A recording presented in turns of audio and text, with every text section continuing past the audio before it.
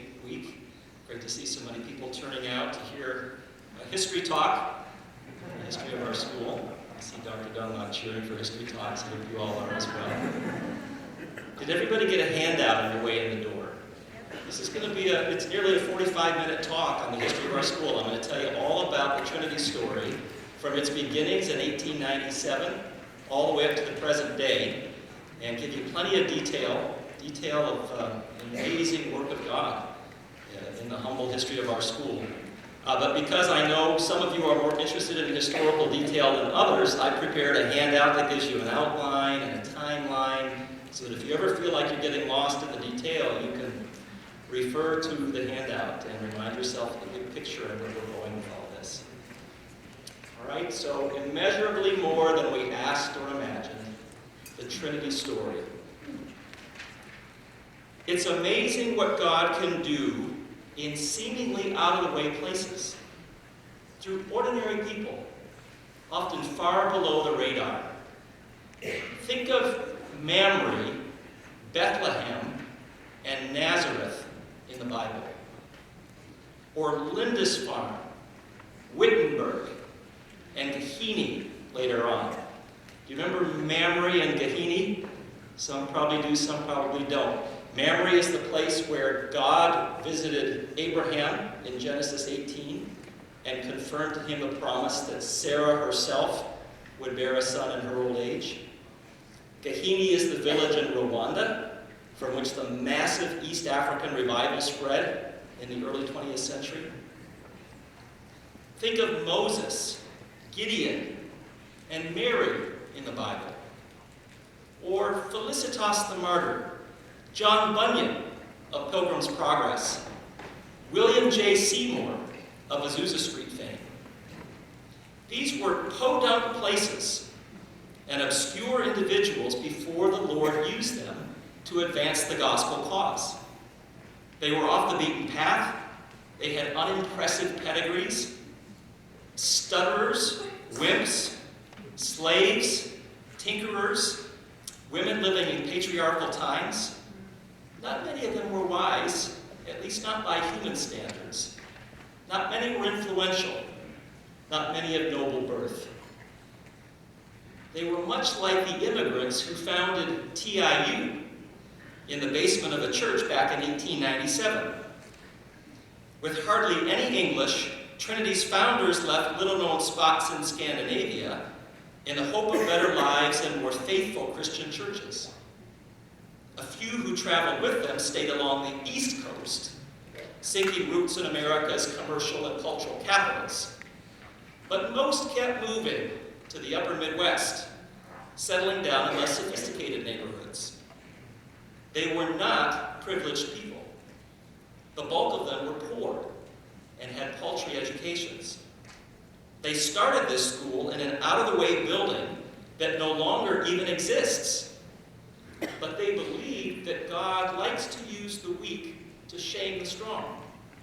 So they stepped out in faith, and God used their humble efforts to equip kingdom workers who today span the globe. In the next few minutes, I want to share with you the story of this mighty work of God. It's a tale of a meager group of underprivileged migrants with a passion for the gospel and the training of believers. They began a tiny Bible class on Oak Street in Chicago, in a Swedish free mission located in Little Hell, as it was called back then, a rough and tumble slum at the time. Today it's part of the Gold Coast. You can't afford to live there today, but originally it was one of the most dangerous neighborhoods in the city of Chicago. They transplanted it to another free church in Minneapolis, returned it to the Windy City 5 years later, made friends with local leaders who expanded their horizons, bought a much bigger campus farther north in Chicago, invited some Norwegian friends from Minnesota to join them, grew comfortable enough in their American environment to reach out to a growing range of other ethnic groups, caught a vision to participate in the global work of God, moved their campus to a spacious tract of land here in Bannockburn, dubbed their school a gift to the evangelical world, hired top-tier faculty to train world leaders, and gradually became an international university, with students, staff, and faculty from every major continent, without compromising their original gospel vision and commitment to the Bible and the service of the church. As we'll see in the time that remains, Trinity's demographic and cultural growth did come with stresses and strains. But in the main, and at its best, TIU became an institutional clearinghouse for the larger global evangelical movement. More importantly, it became a leading shaper of that movement. In only 120 years, God has taken the simple vision of our Scandinavian forebears and used it to bless evangelical leaders everywhere. Professionals, missionaries, ministry leaders, scholars, countless everyday Christians from nearly every walk of life, looking for resources with which to serve God and neighbor faithfully, thoughtfully, and fruitfully until the Lord returns. During the 80 years from 1840 to 1920, 1/3 of the total population of Scandinavia left for America. Times were tough at home. Arable land had grown scarce, people flocked to the cities, but jobs were hard to come by, and thousands grew hungry. Even more began to hunger for authentic Christianity. The region's state churches had declined in spiritual earnestness and harbored unprecedented numbers of cultural Christians, merely nominal Christians, even among the clergy. A free church movement coalesced in opposition to this spiritual decline, but was checked by the establishment and suffered persecution. Many Scandinavians searched for greener pastures overseas. By the end of the 1920s, 1.3 million Swedes, more than 1 million Norwegians, and 330,000 Danes had moved their homes to North America. More Swedes came to Chicago than to anywhere else. By the time they founded Trinity, more lived here than in any other city in the world except Stockholm. Again, most were poor. Some had nearly starved to death. But eventually, many Swedes prospered in Chicago.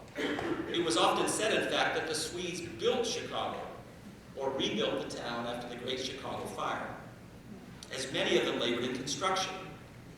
Andrew Landquist, one of the city's best-known Swedes, owned the company that built Wrigley Field, the Wrigley Building, and the State Bank of Chicago.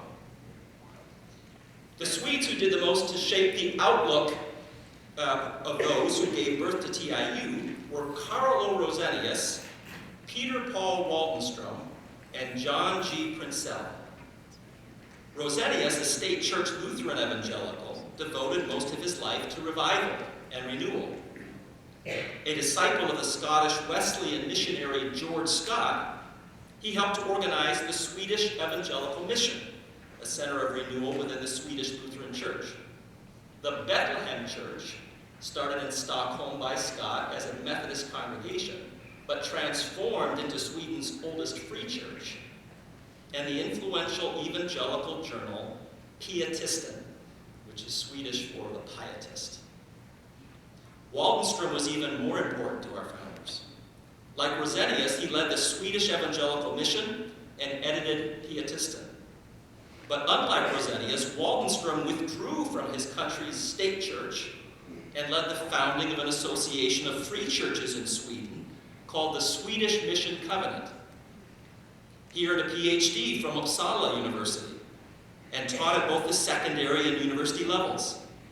He also served in the Riksdag, or the Swedish legislature, where he advocated temperance, poor relief, democratization, and the separation of Sweden's church and state. He ran afoul of church officials for promoting private communion, Eucharistic services reserved for believers only. He raised a storm of controversy over his doctrine of the atonement, which denied that Christ's death had a propitiatory effect, that is, appeased a wrathful God or even paid a price for sin. But he took 3 trips to visit Swedes in North America and made so many friends throughout the free church diaspora that Waldenstrom became the most influential free church leader in the world during the early 20th century. John G. Prinsell was one of Waldenstrom's disciples.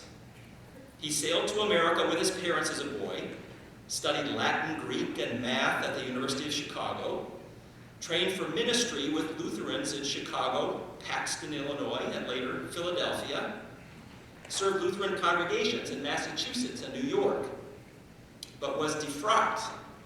His ministerial credentials were removed in 1878 for what were called his Waldenstromian views on the atoning work of Christ, closed communion, and the practice of restricting church membership to born-again Christians.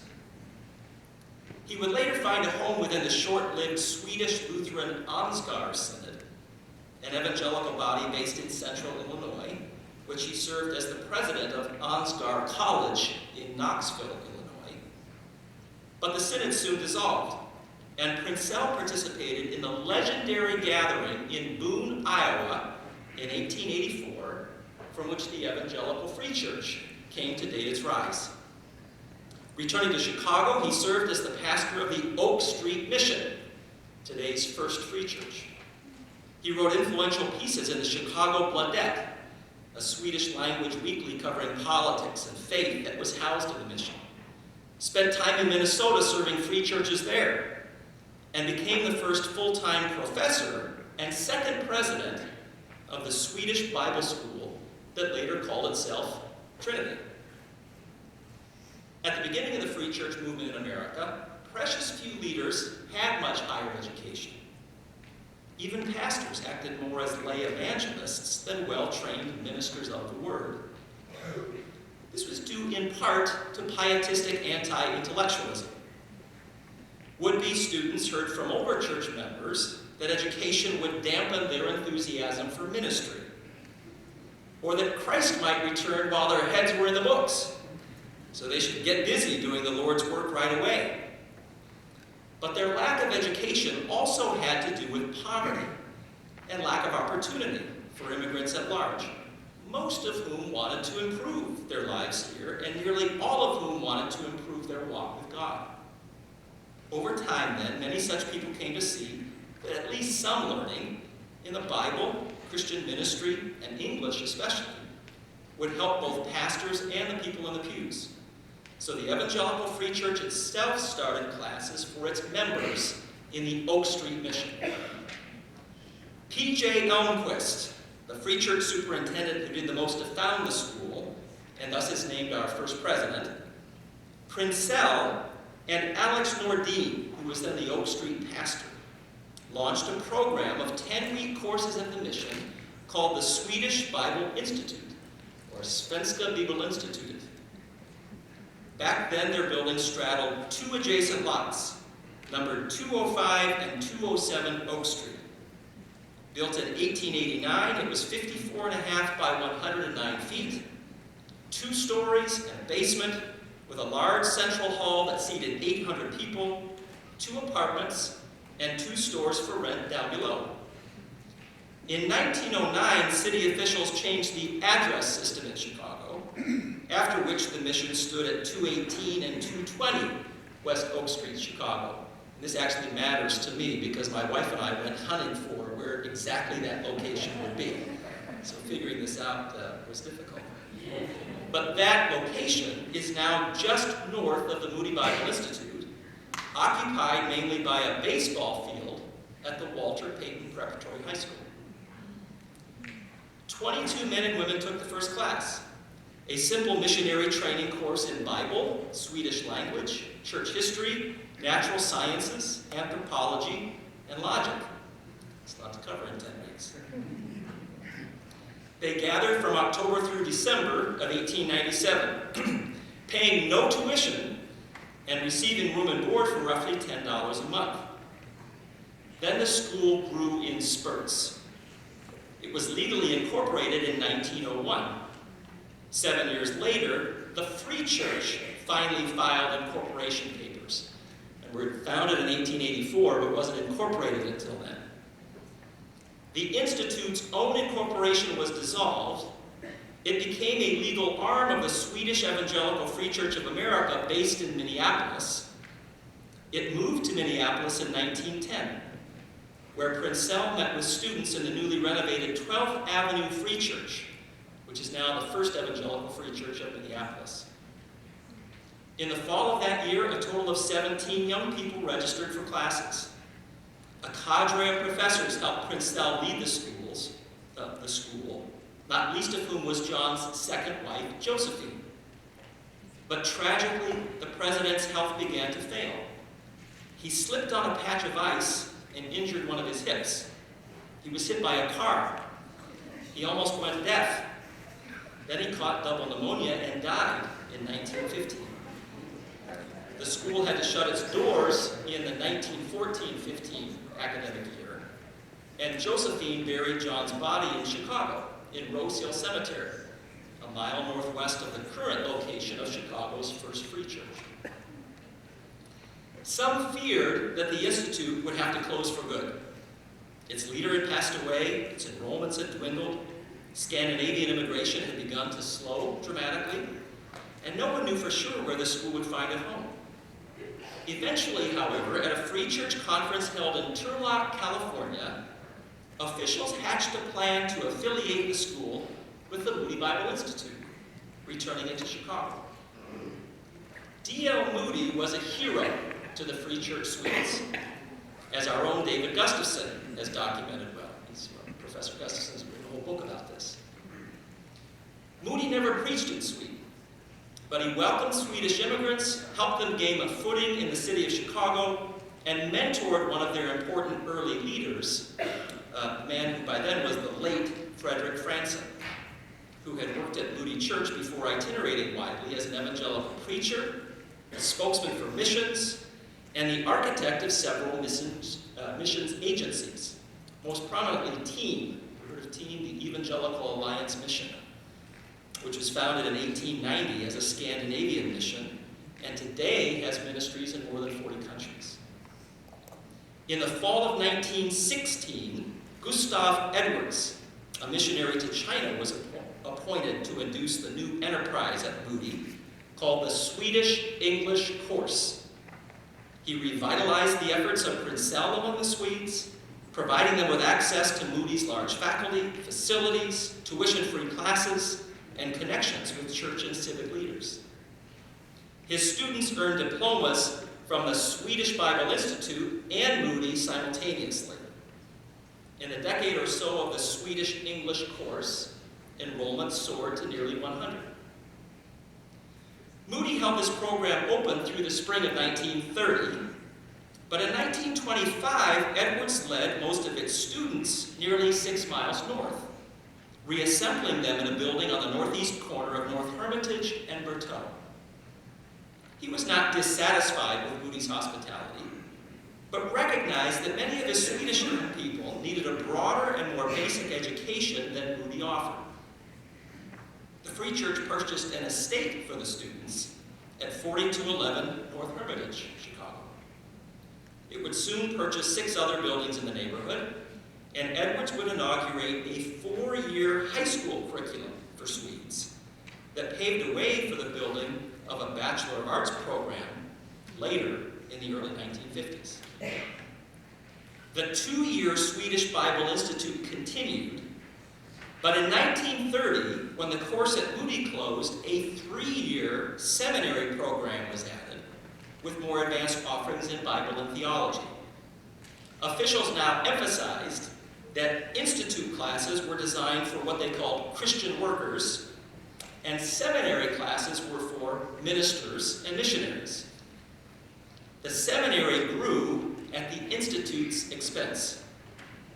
And by the early 1940s, despite its awkward name, the Bible Institute and Seminary of the Swedish Evangelical Free Church in Chicago, that's its awkward name, had a variegated curriculum, a growing student body, and for the first time ever, a stable set of institutional roots in the region. Then in 1946, enrollment surged again, and the school acquired a name it has used ever since in a merger with Danish and Norwegian church friends. The Norwegians and the Danes, I'm going to back up just for 2-3 minutes here and tell you about their backstory before we get back to the merger of 1946. The Norwegians and the Danes had arrived in America along with the Swedes, but for reasons of language and culture, formed their own institutions. In the late 1800s, many settled in Chicago, erecting ethnic churches. But they also forged ties with the region's Congregationalists, who reached out to them in a spirit of ecumenism. In 1884, Chicago's Theological Seminary, a congregational school, went so far as to inaugurate a Norwegian-Danish department, where Scandinavian immigrants could study in their own tongue while gradually adjusting to their new lives here. The Congregationalists hoped to gain some members by this effort, but they grew too liberal for their Scandinavian friends. They also moved from Chicago's west side to Hyde Park to associate themselves with the University of Chicago, leaving the immigrants behind. So in 1910, the Norwegians and the Danes and the region's free churches pulled out and formed their own school in Rushford, Minnesota, roughly 100 miles south of Minneapolis. Ludwig J. Peterson, pastor of the Roxbury Free Church in Boston, became their first president. In 1916, he raised the school's profile by moving to the much larger city of Minneapolis, matriculating 62 Scandinavian students in an eye-catching edifice on 20th Avenue South. I hope it'll catch your eye up on the screen in a minute. The school stayed there until the merger in Chicago, waxing and waning over the next 30 war-torn years. This is the World War I and II era. But in the early 1940s, a Norwegian by the name of T.B. Madsen took its reins, changed its name to Trinity Seminary and Bible Institute, they called it back then, and strengthened it considerably. The merger in Chicago, now we're back on the main line of your timeline, 1946, made both schools better. And it expedited the union of their free church parents, giving birth in 1950 to the pan-ethnic body of Norwegians, Danes, and Swedes that is on the school since, the Evangelical Free Church of America. From that day forward, Trinity evolved more rapidly than ever, soon becoming the sort of institution we enjoy today. Madsen traveled to and fro from Minneapolis to Chicago, enacting the consolidation of two distant campuses long before Interstate 94 was built. In 1949, most of the students and equipment from Minneapolis were moved down to Chicago. Another Swede, C.R. Ludwigsen, became the new president, and leaders tweaked the name of the school yet again, using Trinity Seminary and Bible College now, rather than Bible Institute, to indicate their movement in a liberal arts direction. In 1951, they expanded the old 2-year course for Christian workers into a 4-year course with a bachelor's degree, the one that most of you are in right now. In 1954, they designed a new line in elementary education. In 1955, they added 5 new majors. Then in 1957, Wilbert Norton took the helm, steering the college especially out of the harbor of the Free Church, expanding its curriculum, diversifying both schools racially and ethnically, and leading them to Bannockburn, our current home base. By 1959, the college had 270 matriculants, 4.6 times more than the seminary. It dropped the word Bible from the Trinity College name, and by 1969, it had won accreditation from the North Central Association of Colleges and Schools.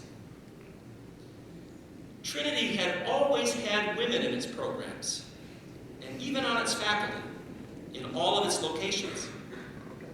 In the mid-20th century, as it separated the seminary programs from the rest, launching full-fledged BD and MDiv programs, not many women traveled on the ministerial track. Further, Trinity's constituents have always disagreed about gender roles in worship, preaching, teaching, and the family. But they've also always mustered strong support for women in ministry, mostly for the sake of advancing the kingdom of God. Frederick Franson, for example, published a book in 1890 called Prophesying Daughters, on the need for female preachers, evangelists, and teachers. And seminary leaders who opposed female preaching always tolerated women in their ministerial programs. Harvard Divinity School, it's about as liberal as you can get, did not admit women until 1955. Yale College had no women until 1969. But Doris Ekblad, later Doris Ekblad Olson, a Free Church missionary serving in Hong Kong, was enrolled in our school's first seminary program in 1947. Thelma Urang, the daughter of a Free Church pastor, earned a Bachelor of Divinity degree in 1957. And scores of other women have done the same thing since, engaging in the study of the Bible and theology at the most advanced levels. It took our leaders longer to include people of color. The Scandinavian immigrants who founded TIU, like many other first and second generation immigrants, found it easiest at first to reach people like themselves in their own native languages. But after they grew comfortable within the United States and raised new generations of native English speakers, their founding gospel vision yielded a spirit of generosity and ethnic inclusivity greater than that found at many older institutions. In 1941, Theodore Choi became our first recorded non-white student when he came from Hong Kong to take advantage of the undergrad seminary course. Then in the early 1950s, several students of color joined the Trinity community. 2 African Americans, Edward White, who served as a student council member, and Jeremiah Bailey. 2 more Asians, a Chinese woman named Isabella Wong, and a Javanese man named Hoi Fa Tan. By the late 1950s and early 1960s, a steady stream of non-white students filled the ranks. Calvin Leung, Edward Eng, Grace Fu, Eileen Ho, and Irene Wong from Hong Kong. Dorothy Shi from Taiwan. Hideko Ojiro and Kana Hirakawa from Japan. Ted Shea from mainland China by means of Hong Kong. And another black student, Thomas Walker, all the way from Chicago. By the late 1960s, Trinity's president, Harry Evans, had forged friendships with major black leaders in the region. William Bentley, a name everybody here should know, founding father of the National Black Evangelical Association, was teaching here. And Professor Edward Hakes went as Trinity's representative to the funeral of Martin Luther King. Trinity College especially soon was blessed with one of the most diverse student populations in all of Christian higher ed.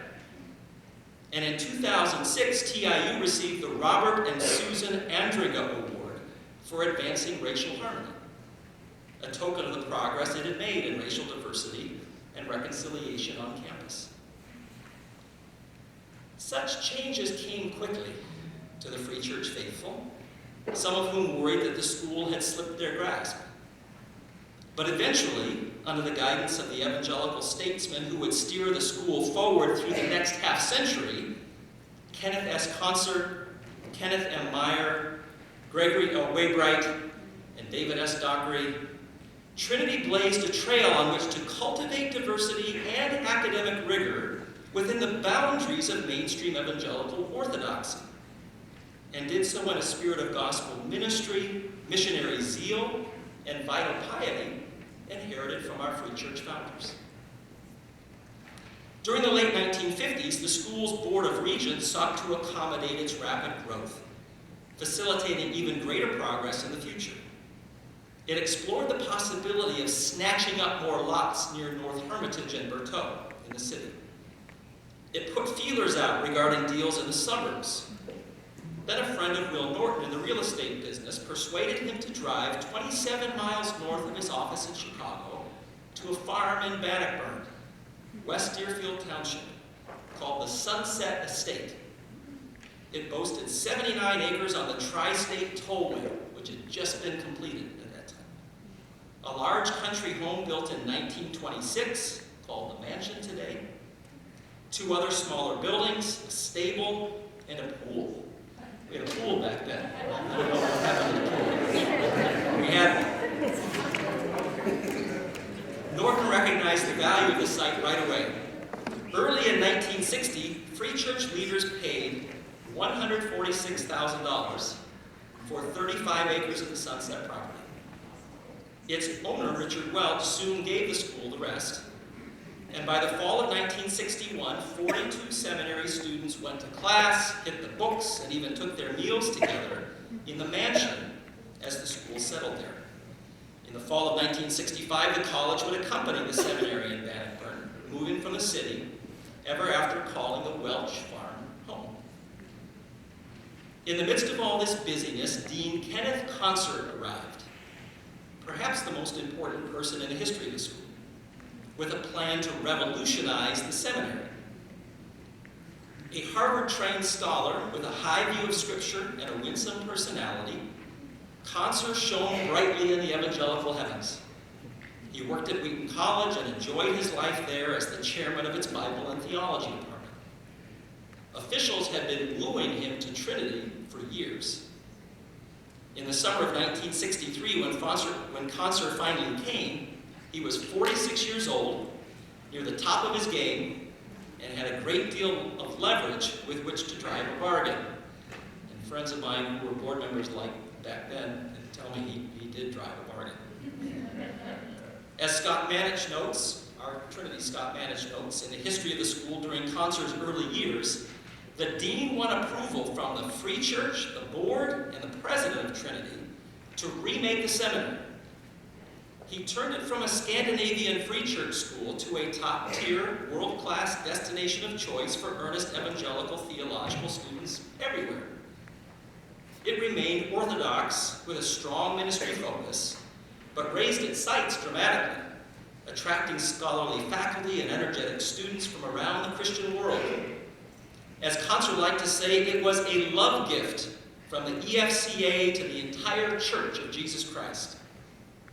He changed his name, again, to Trinity Evangelical Divinity School, abbreviated as TEDS, an acronym that symbolizes what many near and far have come to call the conservation of serious scholarship in service of the gospel and the church. During the next 20 years, student enrollment spiked at TEDS, a confirmation of that vision, more than ever before or since. These changes placed a strain on the college, however. These changes placed a strain on the college, however, whose enrollments soon flagged.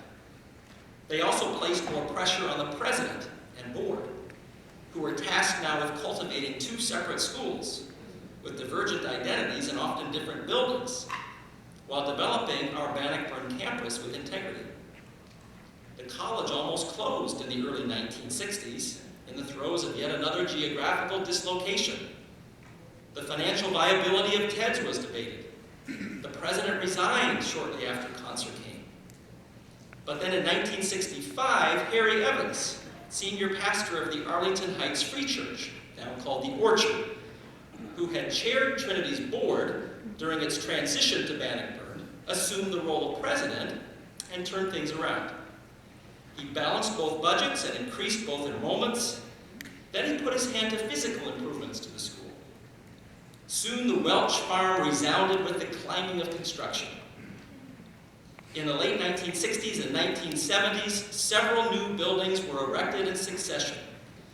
Dormitories, the Lew Student Center, McLennan, the Old Missions Building, the gym, Aldine, Rolfing Library, a bookstore, now the Norton Welcome Center, and in 1979, our cherished ATO Chapel.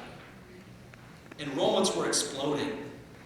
Evans did what he could to pay the bills and care for students, but cash flow problems started dogging him incessantly, exacerbating tensions with the stewards of the school that had festered for years around its liberal arts identity and academic freedom.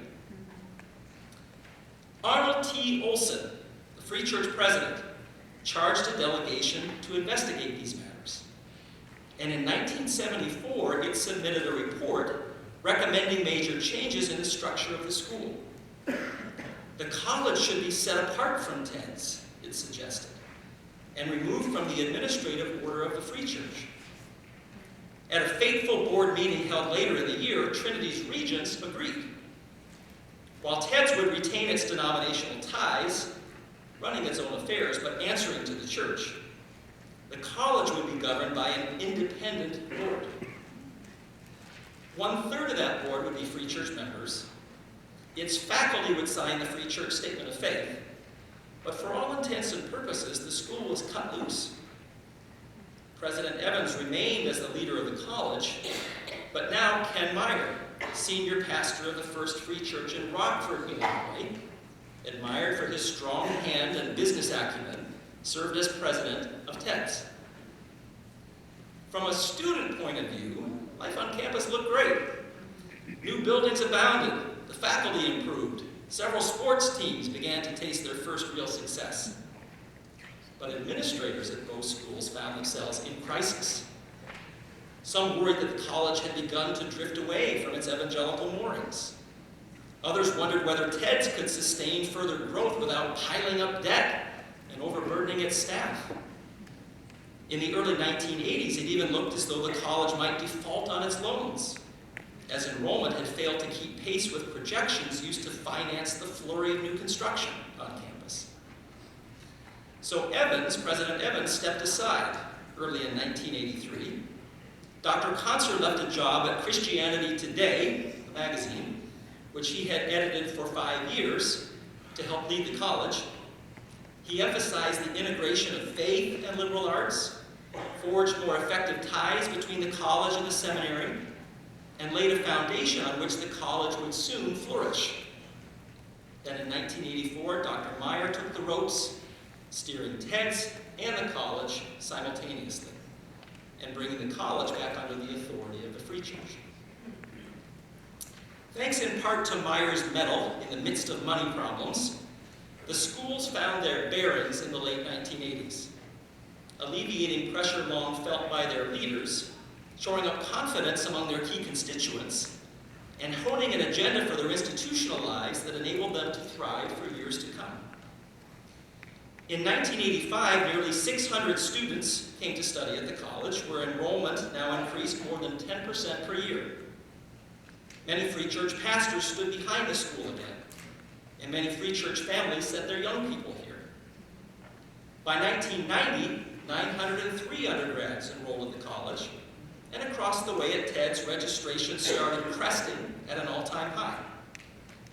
In October 1989, Meyer told the board that TEDS on-campus enrollment had exceeded 1,400, including full and part-time students.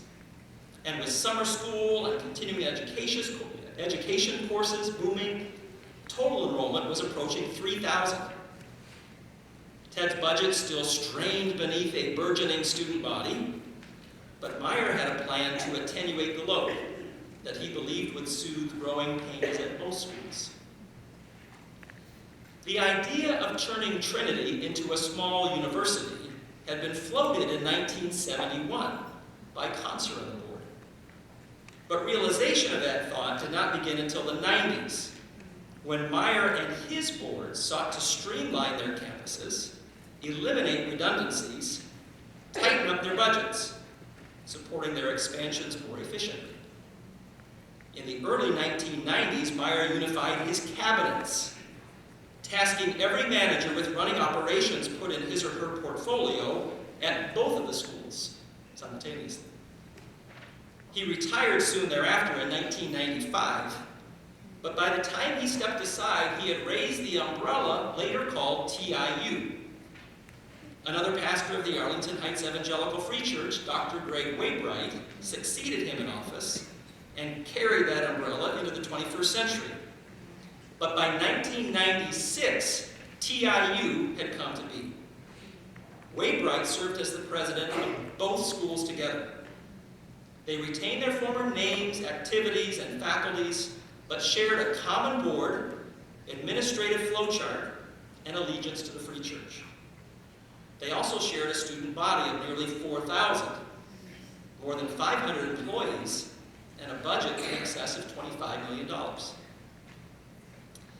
By 1996, in fact, Trinity International University had become a rather complex entity.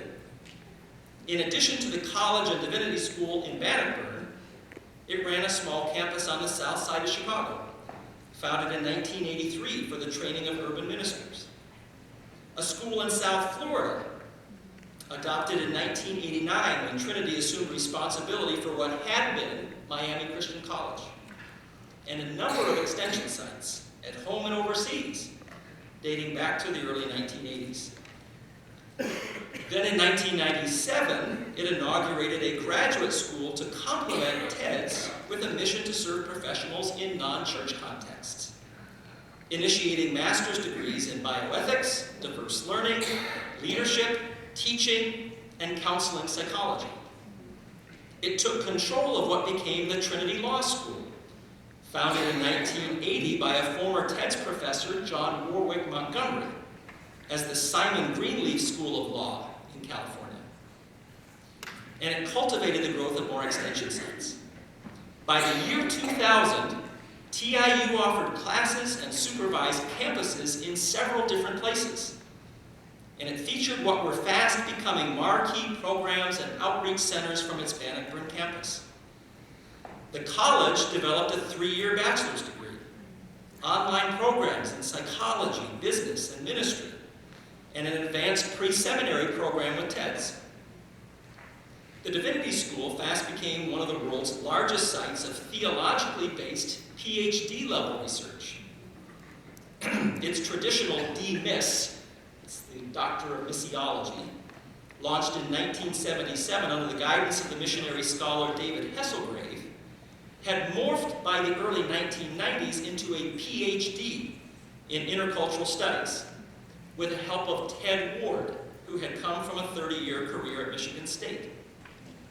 Its PhD program in educational studies was inaugurated in 1982, again by Ward.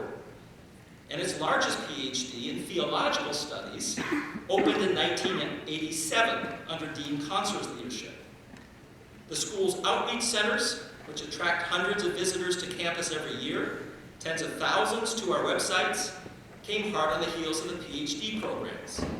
The Center for Bioethics and Human Diversity was first, founded in 1993. It was followed by the Carl F. H. Henry Center for Theological Understanding, founded in 2000.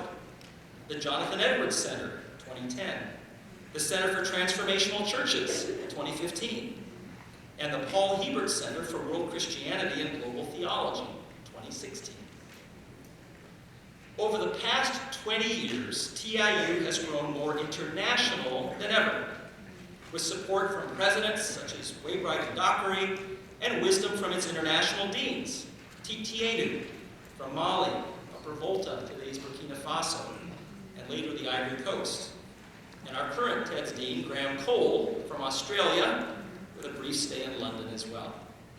Under their leadership, we've served hundreds of students from scores of different countries during the 21st century alone.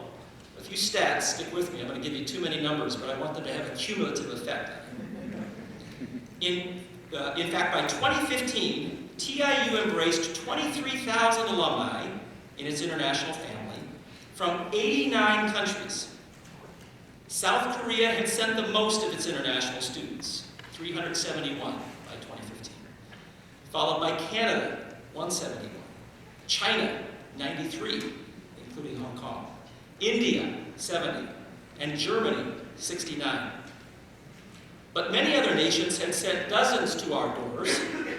Kenya, 54, Nigeria, 50, Japan, 49, Taiwan, 40, Malaysia, 35, Australia, 33, and the UK, 25, for instance. Every geographical region in the world had sent some, few of whom had even heard about our Scandinavian history, but all of whom shared the evangelistic passion and educational aims of our Free Church founders, and most of whom went on to multiply the work of their hands far more faithfully and effectively than they had dared to dream. In this age of evangelical intellectual resurgence, the reputation of Trinity relies more than ever on the scholarship, teaching, and experience of its faculty. Many of its best recruits from all around the world are attracted by professors who write books and lead the fields in which they study and perform. Hundreds of thousands know the work of D.A. Carson, Kevin J. Van Hooser, and John Woodbridge. Others have been mentored by outstanding teacher-scholars like Bradley J. Gunlock, Joyce Shelton, Kristen Lindholm, Paul Bialek, and Crystal Ho Powell. But these are only some of the best-known and most experienced professors here in Vancouver. Many younger faculty at most of our locations are following in their footsteps. For practicing what one teaches and leading in one's field have become the new normal at the best universities, standards that were implemented at Trinity with Dr. Conser's vision more than a half-century ago. Still, none of these accomplishments has made us who we are, and none of us should trust in them to bless us in the future. Unless the Lord builds the house, we remind ourselves at Trinity, the builders labor in vain. Psalm 127:1. Without the trust in God's providence, commitment to the gospel, and faith of our founders, we would not be here today. And unless we continue to pursue these virtues, humbling ourselves before the Lord in fervent prayer, we will outlive our usefulness in God's work of redemption, thus straying from the center of our academic mission. Who could possibly have guessed that a school with such a pedigree, founded in a slum, transplanted several times, often tested by expansion and economic strain, would be used by the Lord in such a global way today? There are many other schools with fine scholarly credentials and much larger endowments. There are many other schools that are fueled by the gospel. But how many can you name that exhibit both traits in the cross-shaped manner of our forebears here? Serving God and his mission, not the accumulation of wealth, prestige, or worldly power, with such painstaking, self-denying academic vigor. God has forged our identity through trial, to be sure, but he has done so in order to bless the church and the world, engineering a way of life and a culture here at Trinity that edifies us all. Let us pledge ourselves to follow in this way until he comes, inspired by our heritage with hope for the future of God's work at TIU and the thousands of locations where its former students thrive. And now to him who is able to do immeasurably more than all we ask or imagine, according to his power that is at work within us, to him be glory in the church and in Christ Jesus, throughout all generations, forever and ever.